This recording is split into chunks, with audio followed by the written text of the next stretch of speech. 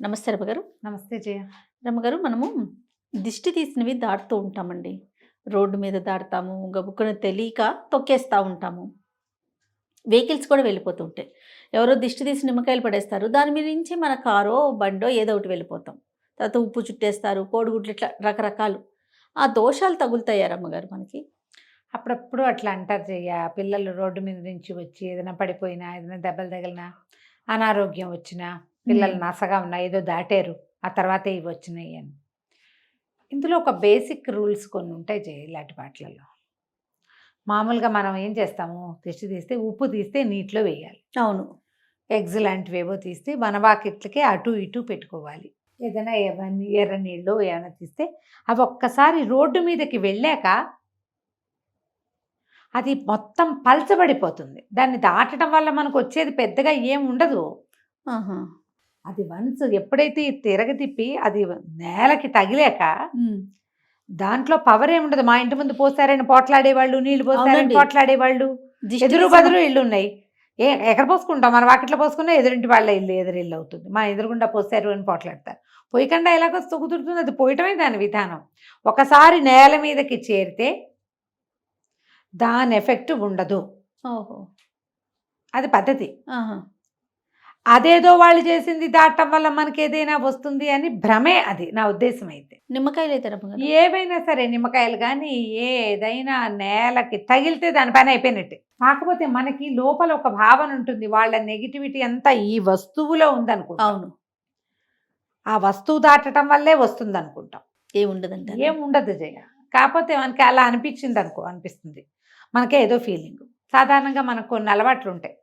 ఏం చేస్తాము, ఎక్కడి నుంచి అయినా బయట నుంచి వెళ్ళాక కాళ్ళు కడుక్కుంటాం. తప్పనిసరిగా కాళ్ళు, చేతులు, మొహం కడుక్కోవటం. ఆ ఒంటి మీద ఉన్న బట్టలు విప్పి వేరే ఫ్రెష్ బట్టలు ఏమైనా కట్టుకోవటం. ఆ బట్టలు విప్పి పక్కన పడేయటం, ఒతుక్కుంటాం.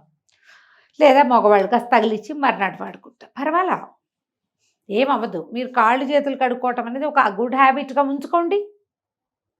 పిల్లలు బయట నుంచి వస్తే బాగా తిరిగారనిపిస్తే స్నానం చేయిస్తారు కదా, స్నానం చేయించాక చివరికి ఓ చెంబెడి నీళ్ళు ఇట్లా దిగదుడిచి పోసేయండి.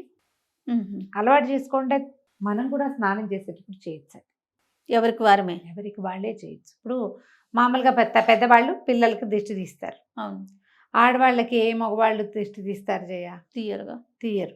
భర్తలకి తీసే భార్యలు కనపడతారు. భార్యలకి తీసే వాళ్ళు ఆ మధ్య ఎవరో ఒక ఆవిడ చెప్పారు, మా ఆయన తీస్తారండి నాకు అని చెప్పారు అనమాట. మెసేజ్ కూడా పెట్టారు. వాళ్ళ వాళ్ళ వాళ్ళ ఛాయిస్లు.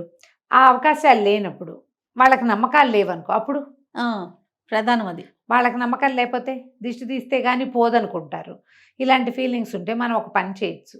బాత్రూంలో ఒక గుప్పెడు ఉప్పు పట్టుకెళ్ళి మన చుట్టూ మనమే తిప్పి నీటిలో పడేసేయచ్చు. స్నానం చేశాక ఆఖరి మగ్గు కానీ ఓ చెంబెడి నీళ్ళు ఫుల్ మగ్గు దిగి తుడుచుకొని మనకే 3 చుట్లు పై ముందుకి వెనక్కి తిప్పి పారబోసేయచ్చు. దానివల్ల కూడా మనం ఏదైనా తొక్కటం వల్ల మన ఆరాలో ఏమైనా తూట్లు పడితే ఆ ఆరా పుల్లైపోతుంది, ఇది బయటికి వెళ్ళిపోతుంది. ఓ, ఇలా చేయొచ్చు. ఇంట్లో స్నానం చేశారు సాయంకాలం, వెంటనే దేవుడిది కుంకుమ, బాబా గారి విభూది, ఏదో శివాలయం నుంచి తెచ్చుకున్న విభూది ఉంటుంది కదా.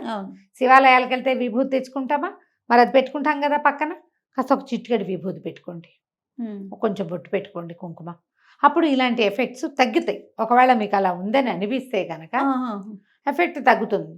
మనము రోడ్డు మీద నడిచేటప్పుడు ఎన్నని చూసుకుంటాం, అది మనం అంటే పని చూసుకుంటాం. వెహికల్స్ వెళ్ళేటప్పుడు ఆ వెహికల్స్ చూసుకో. ఇప్పుడు వెహికల్ వెళ్ళింది, దాని మీద దాటింది, ఆ వెహికల్లో మనం ఉంటే వెహికల్కే కాకుండా మనకు కూడా వస్తుందని ఫీల్ అవుతాం.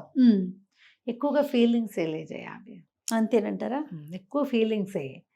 అంత పెద్ద ఏముండదు, ఏమైపోదు. ఏదో కంపెనీ పోతున్నారు అనుకోవద్దు. ముందు భగవంతుడు ఉన్నాడు మనతో అని నమ్మితే కదా. ఎస్. ఒక పాజిటివ్ వైబ్ మన ఇంట్లోనే. సాయంకాలం ఇంటికి వెళ్ళంగానే దీపం పెట్టుకోవటం, మొదట స్నానం చేయటం, కాళ్ళు కడుక్కోవటం, ఇవి ఉంచుకుంటే కనుక మనకి ఈ భయాల నుంచి బయటకు వస్తాం. మనం సభ్య సమాజంలో తిరిగేటప్పుడు రకరకాల వాటిని ఎదుర్కొంటాం. అవును. వాళ్ళు పారేసినవి తీసేసినవి కాకుండా, అబ్బా వీళ్ళు భలేగా ఉన్నారే, వీళ్ళు భలే సంపాదిస్తున్నారే, వీళ్ళు మరీ పోసేసుకుంటున్నారు, ఇలాంటి భావాలు ఉంటాయి కదా అవతల వాళ్ళకి. అవన్నీ కూడా మన చుట్టుముట్టి ఉంటాయి శూలాల్లాగా. వాటన్నిటినీ తీసేయడానికి గుడ్ హ్యాబిట్సే. అంతే. ఇంట్లో నుంచి బయట నుంచి ఇంట్లోకి వెళ్ళావా, బాత్రూంలోకి వెళ్ళి కాళ్ళు కడుక్కో. కిందకి వెళ్ళొచ్చినా, బయటికి వెళ్ళొచ్చినా, ఒకసారి వాకిలి మొహం చూసి వచ్చినా కాళ్ళు కడుక్కునే అలవాటు చేసుకుంటే మీరు దాన్ని పోగొట్టుకోగలుగుతారు. ఓకే. పిల్లలు కూడా అది అలవాటు చేయండి. ఎందుకంటే పెద్ద రెమెడీ ఏం అక్కర్లేదమ్మా దీనికి.